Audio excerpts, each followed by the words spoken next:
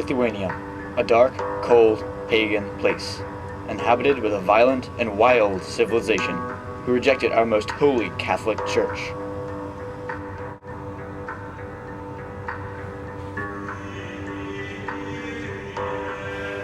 And the feudal system, which gave power to the lords and knights, where it rightfully belongs.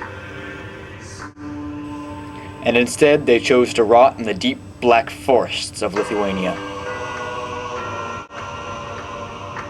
This world allegiance not to the Pope,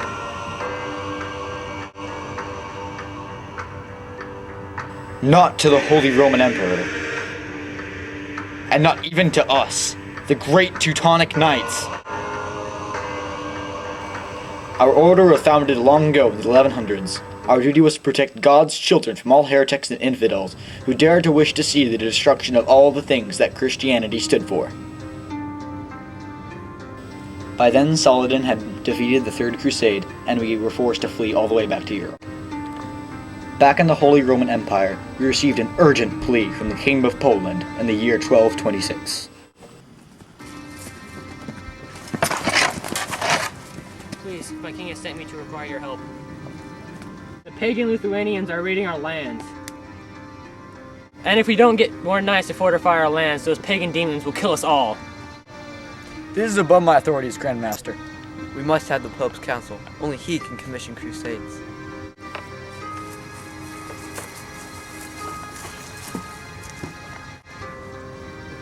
Knights of Christ, what do you require? We received a call to arms from the Poles to destroy the Lithuanians. Do you bless us in our venture? Those who deny the Holy Trinity are heretics and deserve neither your pity nor your mercy. It's not right. An existence of denying Christ is a doomed one. Well, then let us attack. There's no point in waiting for others to act when we are the only ones with the power and right to destroy them. Then let it be. I hereby commission you, the Teutonic Knights, as a holy crusade. We shall purge the heretics from this continent with an inquisition of death.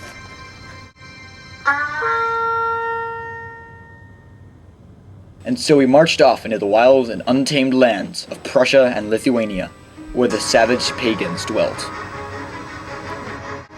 Into the savage wilderness we forged, and many a pagan we slaughtered. We spared not one village, and attacked brutally and without warning, in order to raid them of their precious gold, silver, amber, and livestock. And because of this, we began to get reckless and stupid.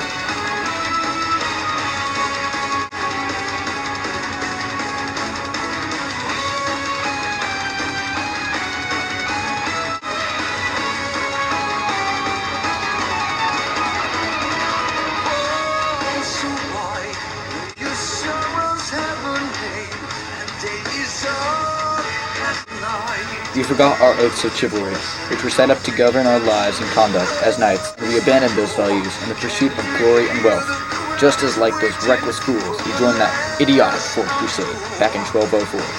What a noble campaign in the name of God that turned out to be.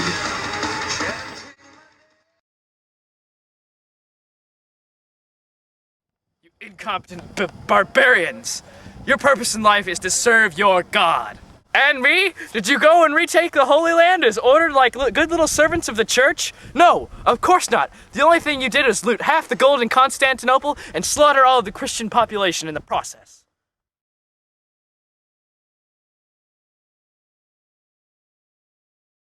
We burned the pagan villages to the ground, and killed all non-believers, as in the First Crusade.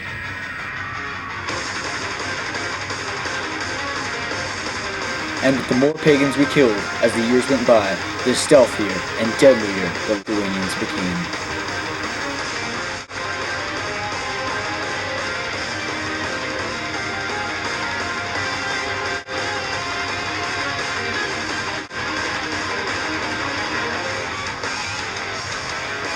It soon became apparent that this was going to be no easy fight, and the numbers of the dead rose.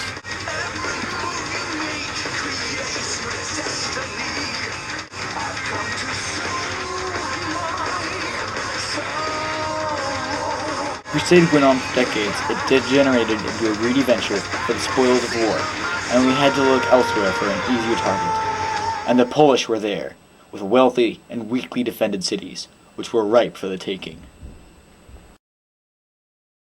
And so we betrayed our Polish allies, so we could become richer and make ourselves a more permanent power in Northern Europe.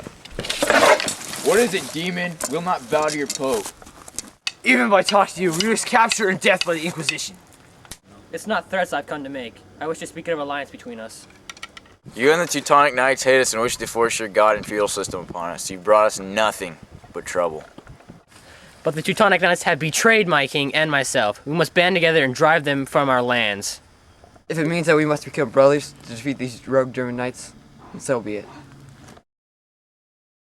And so we had lost our Polish allies, and in fighting the combined might of Poland and Lithuania facing us, the situation looked bleak for our noble knightly order.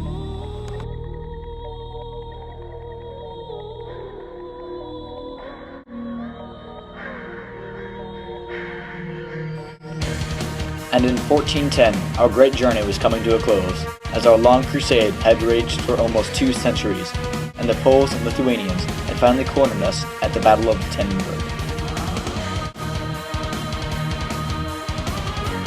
Outnumbered, we were forced to take up a defensive position. The heretics attacked ferociously, and battle was joined. We fought valiantly and bravely, but to no good end. Even our newly innovated cannon and crossbow wasn't enough to stem the tide of heretics.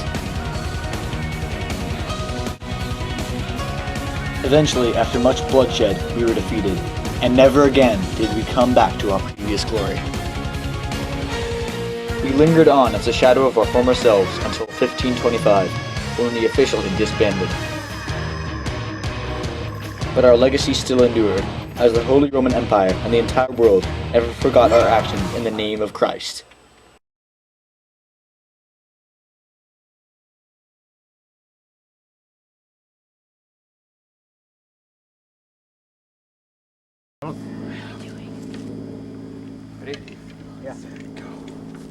Grenade!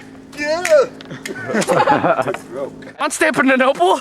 Constantinople! Constantinople? Constantinople! Elliptical machine? Constantinople! Constantinople?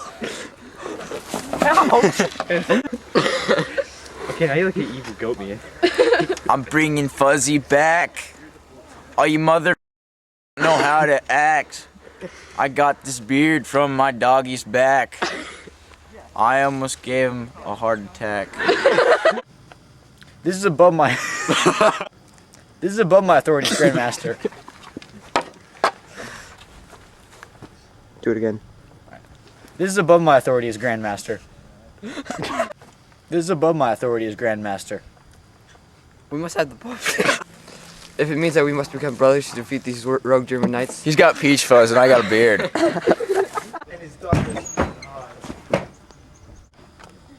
Who are you? The Super Pope.